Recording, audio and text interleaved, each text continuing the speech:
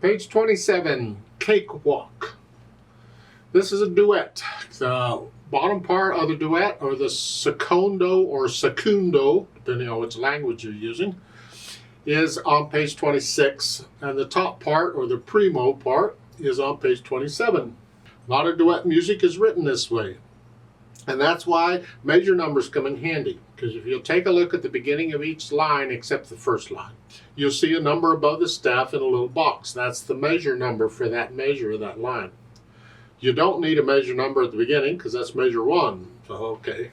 So it's like you're practicing, the two of you together, and you want to start somewhere in the middle. You can say, let's start at measure 7 or whatever, and then you can each figure out where measure 7 is, and you can start there. This way you don't have to start at the beginning every time, because you won't make it all the way through every time you try and play it. That's the kicker.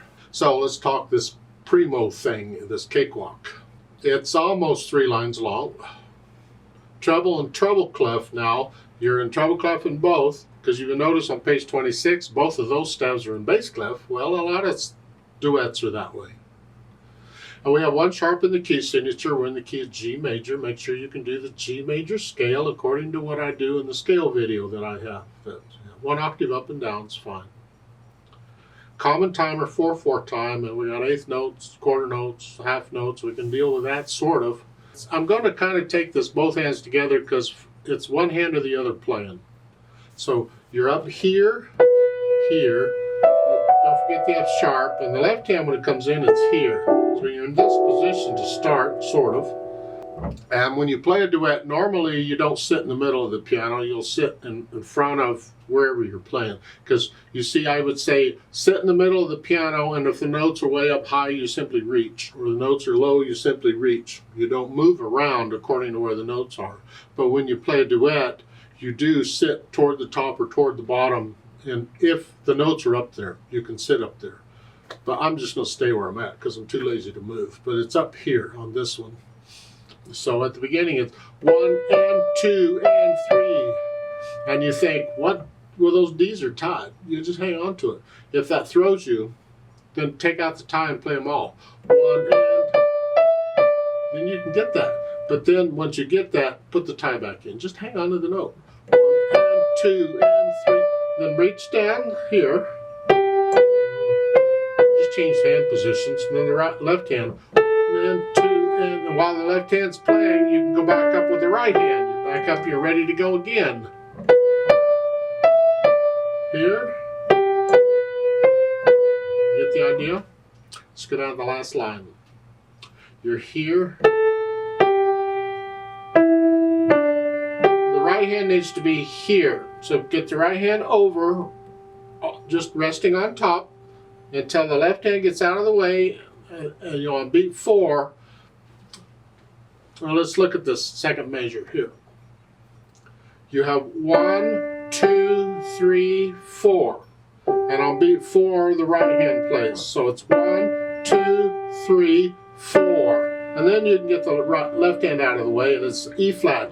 1 and 2 here, and then the right hand comes up. And the left hand comes up. Don't have to, but I mean, you could have played that in the right hand, but it's kind of fun moving around, I guess. And then the right hand comes down here, ready to go. Well, you have a 1 beat rest here, you can get out of the way. And this last 2 measures. 1 and 2 and 3 and. See, the B's are tied. And again, if that throws you, take out the tie. 1 and 2 and 3 and 4. That's what it is. But you're just hanging on to the note. 1 and 2 and 3 and then here, and the right hand comes up here, and you can use any finger you want for the last note in the right hand. It's up to you. So you are moving around a little bit here. Once you have the notes, and you get rid of the hesitations, then we'll think about the articulation, which they don't give you a lot. Go ahead and connect these. You have an accent. That's a syncopated note, because you expect. That would be normal, but we play it quicker. That throws it off, so we accent it. And then staccato, accent.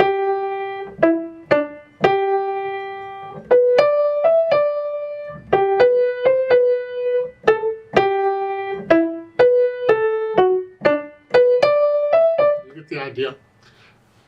I'm adding other little things to it that aren't in the music because I feel them, and I just have a habit of doing that. But you go through and make sure you can do this articulation the way it's marked. Just go real slow, it's fine. You may adjust it later on once you get to know it and get into it, but for right now, try and just follow what the music is telling you to do. And once you have the articulation, then we think about the dynamics. It's going to be both hands, mezzo forte or moderately loud. That makes the accented note a loud note.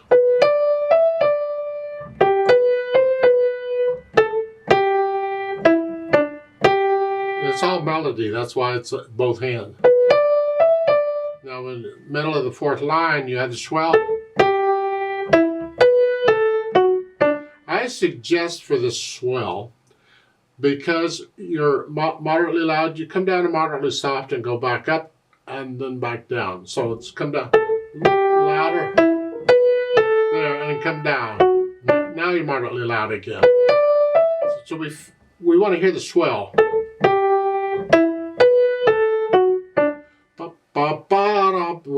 Oh, that's what's marked there. So the last line, third measure, you're loud here. It makes the accented notes very loud, and the last two measures, you're very loud. It makes the accented note really loud. And crescendo at the end, you're very loud, and the last note would be like having an accent on it, because you can't crescendo a note on piano once you've played it. So you just play the next note a little louder. Collapse the wrist when you do this. Don't stiffen up and hit it. Just collapse the wrist. Stay loose. Speed, well, whatever you think allegro is. The eighth notes will slow it down a little bit, but it needs to feel allegro.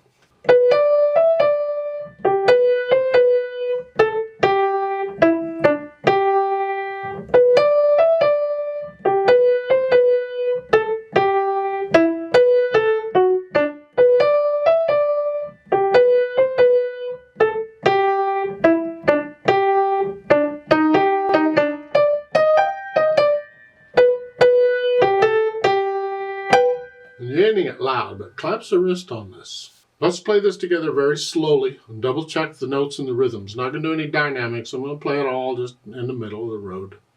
I'll try and do the accents. I'll give us 4 counts, just real slow together here. Just make sure you got the right notes and all. 1 and 2 and ready and go. And 1 and 2 and 3 and 4 and 4 and 1 and 2, 3 and 3 and 4 and 4 and 3 and 1 and 2 and 3 and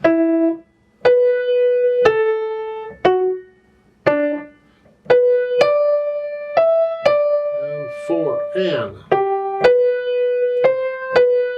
4 and 3 and 3 and